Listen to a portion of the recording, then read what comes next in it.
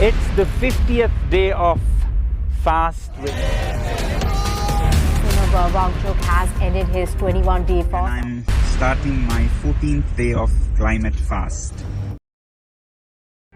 हर साल लाखों लोग बाहर से भारत की खूबसूरती को देखने के लिए आते हैं, लेकिन हम भारतवासी होकर भी इन खूबसूरत जगहों को इनका एक्चुअल जो वैल्यू है वो देते नहीं हैं। और उनमें से ही एक जगह है लद्दाख, जिस जगह पे अभी भी करीब 30,000 से भी ज़्यादा लोग प्रोटेस्ट कर रहे हैं। और वो जो एरिया का जो इंटायर पॉपुलेशन का 10% है, जो बहुत ही ज़्यादा है।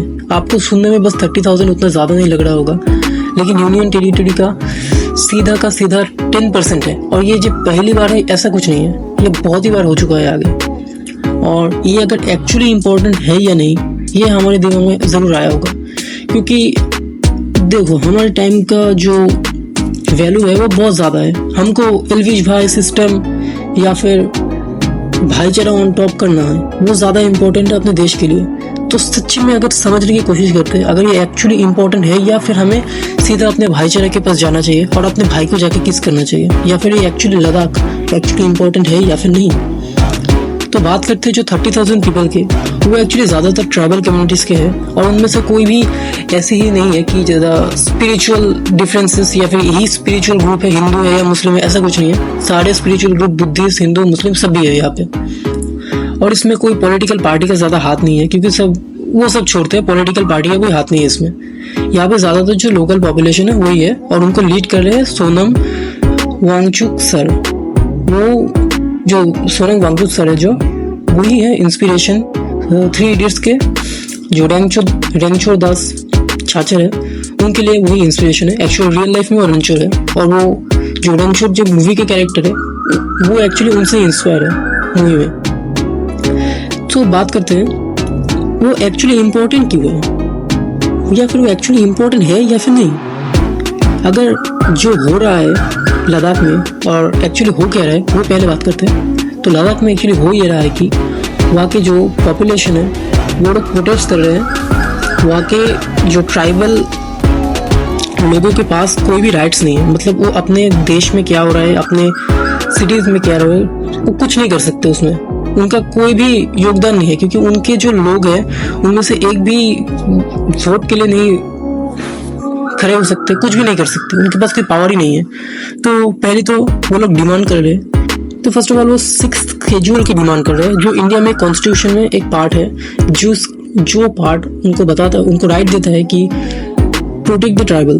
मतलब उसमें जो ट्राइबल कम्युनिटी के लोग हैं उनको प्रोटेक्ट करेंगे और उनको हक देंगे कि वो अपने जो मिट्टी है, अपना जगह है, उन सबको अच्छे से अपने नियंत्रण में रख सके, ताकि कोई भी बाहर का आकर उसको खराब ना कर सके। मतलब अगर आपने अपना जो घर है उसमें अगर रैंडम कोई लड़का आ गया, सब कुछ तोड़ गया, सब कुछ ले गया, तो कैसे लगेगा? वो हो रहा है उनके साथ।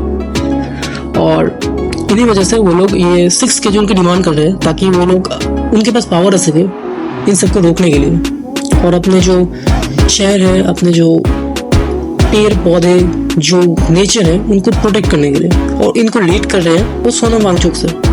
और उनका जो दूसरा डिमांड है वो full fledged statehood for Ladakh, which means Ladakh actually जब वो सेपरेट हुआ था कश्मीर से, तब उनके पास ज़्यादा पावर नहीं थी, मतलब पावर अभी भी नहीं है। तो वो लोग डिमांड कर रहे हैं कि उनको पावर हो जाए, उनको स्टेटहुड का चाहिए, क्योंकि वो स्टेट नहीं है। तो उनको स्टेट चाहिए ताकि उनके वहाँ से कोई रिप्रेजेंट कर पाए। और उनको एक स्टैब्लिश चाहिए पब्लिक सर्विस कम्युनिकेशन का, मतलब उनको पब्लिक सर्विस कम्युनिकेशन के लिए कोई बंदा चाहिए। और बात करते हैं जो करंटली हो रहा है, मतलब बाहर के जो कंपनीज है, मतलब बाहर के मतलब उनके स्टेट से बाहर यहाँ के जो कंपनीज है वो कर रहे हैं कि वहाँ के जो नेचुरल ट्रेजर्स है, मतलब मिट्टी के अंदर जो भी है, उनको निकालने के लिए वहाँ के खोद रहे हैं या फिर वहाँ की चीज़ें काट रहे हैं। तो इसके प्रॉब्लम आखिर होगा क्या? तो बताता हूँ।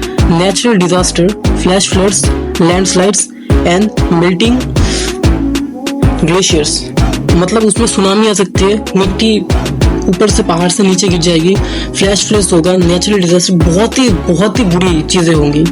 इतने साल में हमने जो भी देखा है, इतने सारे भूकंप, इतने सारे जो सुनामी वगैरह जो आते हैं, वो सब लद्दाख में होगा और लाखों लोग अपनी जान हराएंगे।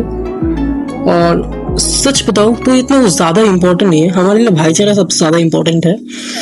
तो बात करते हैं आखिर ये चल कब से रहा है। तो ये चल तो बहुत पहले से रहा है।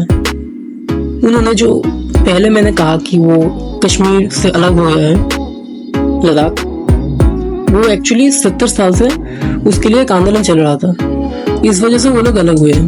और उसके बाद जब अलग हुए उन्हों तो कश्मीर को तो एक स्टेटहुड का दर्जा मिल गया था, लेकिन लद्दाख को नहीं मिला। तो इसी वजह से कश्मीर अब तो सेफ है, लेकिन लद्दाख नहीं है। तो लद्दाख तो सेफ नहीं है, लेकिन इसको सेफ करके फायदा क्या?